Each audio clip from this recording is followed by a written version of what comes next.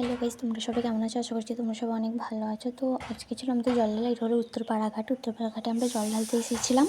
তো উত্তরপাড়া ঘাটে এখানে এসে না ভীষণ আমাদের ঠান্ডা লাগছিলো, তাই জন্য আর কি আমরা ভাবলাম যে একটু ছবি টবি তোলা যাক। ভাই এখানে ফোন নিয়ে গেছিলো, আমরা পোজ দিয়ে ছবি তুললাম। 3 ভাই বোন আমরা জল তুলে সিধে বাড়ি এসে ঠাকুরতলা থেকে এসে আমরা এখানে খাওয়া দাওয়া করছিলাম। আর বোনই এখানে রেডি হচ্ছিলো যাবে বলে আবার ঠাকুরতলায়।